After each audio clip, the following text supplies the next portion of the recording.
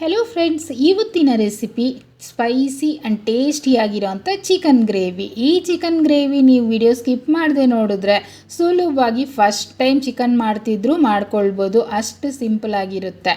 ಮೊದಲು ಮಿಕ್ಸಿ ಜಾರಲ್ಲಿ ಒಂದು ಈರುಳ್ಳಿನ ಹಾಕ್ಕೊಳ್ತಾ ಇದ್ದೀನಿ. ಹಾಗೆಯೇ 2 ಇಂಚಷ್ಟು ಶುಂಠಿ ಮತ್ತು ಒಂದು 10 ಎಸಳಷ್ಟು ಬೆಳ್ಳುಳ್ಳಿನೂ ಸೇರಿಸ್ಕೊಳ್ತಿದ್ದೀನಿ.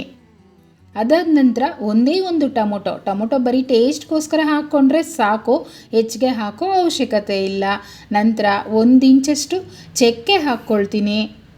ಹಾಗೆಯೇ 5 ಅಥವಾ 6 ಲವಂಗ ಸೇರಿಸ್ಕೊಳ್ತಿದ್ದೀನಿ. ಹಾಗೆ ನೋಡಿ, 1 ಟೇಬಲ್ ಸ್ಪೂನಷ್ಟು ಮೆಣಸು ಯಾವಾಗಲೂ ಅಷ್ಟೇ ಯಾವುದೇ ಚಿಕನ್ ರೆಸಿಪೀಸ್ಗೂ ಸ್ವಲ್ಪ ಹೆಚ್ಚಿಗೆ ಹಾಕ್ಕೊಳ್ಳಿ. ಹಾಗೆ 1 ಟೇಬಲ್ ಸ್ಪೂನಷ್ಟು ಬೇಬಿ ಗೋಡಂಬಿ ನೀರಲ್ಲಿ ನೆನೆಸ್ಬಿಟ್ಟು ಹಾಕ್ತಾಯಿದ್ದೀನಿ.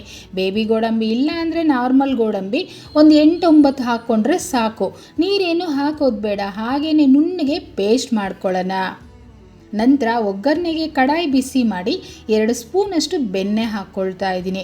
ಬೆಣ್ಣೆನಲ್ಲಿ ಚಿಕನ್ ಗ್ರೇವಿ ಮಾಡಿಕೊಂಡ್ರೆ ಸೇಮ್ ಡಾಬಾ ಸ್ಟೈಲಲ್ಲೇ ಇರುತ್ತೆ. ಇದರಲ್ಲಿ 1 ಟೀ ಸ್ಪೂನ್ ಖಾರದ ಪುಡಿ ನೋಡ್ಕೊಂಡು ಹಾಕ್ಕೊಳ್ಳಿ. ಮೆಣಸು ಹೆಚ್ಚಿಗೆ ಹಾಕಿದ್ದೀವಲ್ವಾ.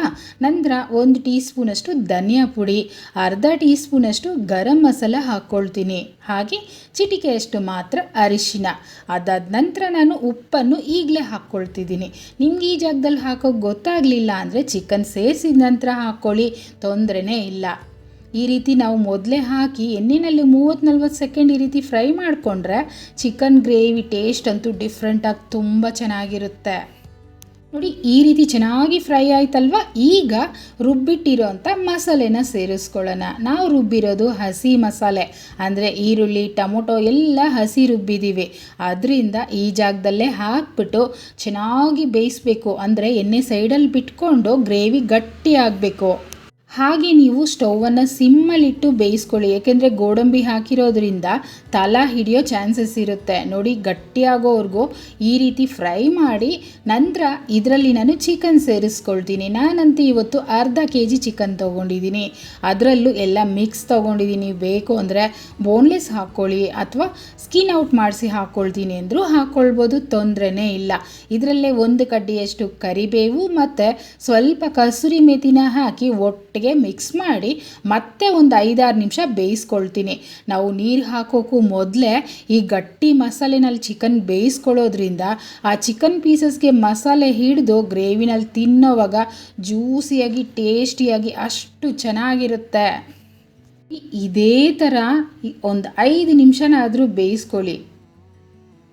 ನಂತರ ನಾನು ನೀರನ್ನು ಹಾಕ್ಕೊಳ್ತೀನಿ. ಅಂದರೆ ಒಂದು ಅರ್ಧ ಗ್ಲಾಸಷ್ಟು ನೀರು, ಹೆಚ್ಚಿಗೆ ಹಾಕಬೇಡಿ. ಈ ಗ್ರೇವಿ ಗಟ್ಟಿ ಇದ್ದರೆ ಚೆನ್ನಾಗಿರುತ್ತೆ.